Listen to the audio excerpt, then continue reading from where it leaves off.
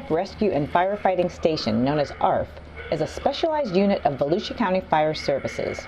The station is on airport property and the crew is required to respond to any incident or accident on the runway within 3 minutes. That's why it's important to have the right equipment, because in an emergency, seconds count. Recently, the ARFF crew was trained on the new Jaws of Life. Tom Winkler, rescue specialist with Municipal Emergency Services, led the training. Well, this new equipment is state-of-the-art, cutting edge. This is a battery-operated rescue tool. It's also waterproof and fully programmable. There are a lot of battery-operated rescue tools on the market currently.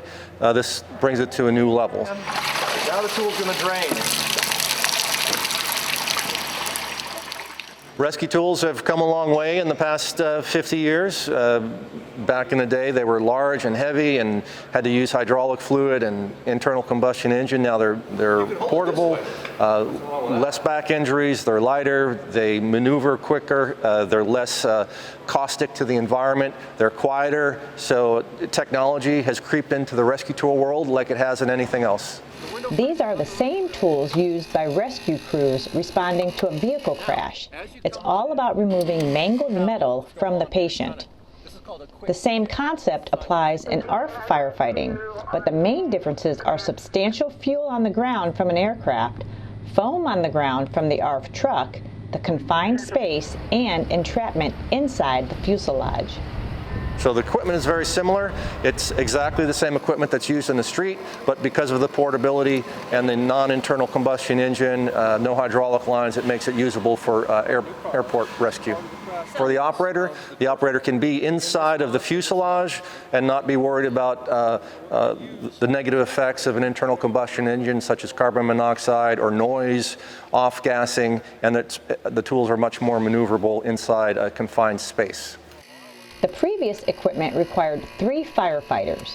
It only takes 1 firefighter to operate the new state-of-the-art Jaws of Life. In the past, we had to have a firefighter manage the pump to ensure it didn't run out of fuel, to make sure the pressures were proper and the valves were in the proper position. We had to have a firefighter on the tool and someone to manage that whole system. And now it truly is a one-person tool. Steve Luciano is the battalion chief at the airport's ARFF station. He says the new tools are more efficient and will better aid with rapid deployment at the scene. The tools we have now are gas-powered tools, and they have about, I think, around 75 to 100 feet of hose that connect the tool to the power plant. So that hose is cumbersome, it gets in the way, and so forth. These tools, the battery's charged, you pop it in, you grab it, you go. But definitely the rapid deployment, because that's what we're all about here. The new Jaws of Life are also safer for the victims of a crash. The firefighters no longer have to yell over the noise of that older model's internal combustion pump, and they can talk to the victim to better understand their injuries. We have a set of cutters, set of spreaders, and a ram. So the ram is a lot for pushing and pulling. Cutters, we can just cut right through an aircraft frame if we need to. And we can do a lot of different things. If we need to maybe take a ram and push a cockpit away from somebody that might be trapped in an airplane. It's all about tactics and technique. While aircraft crashes are rare, it is critical for rescue crews to have the right and best equipment in the event of an accident. For us to be able to get in the cockpit as quick as possible, I think burn through for an aircraft that's on fire is in about a minute and a half tops. So our main goal is to get that fire knocked down and make rescue as quick as possible.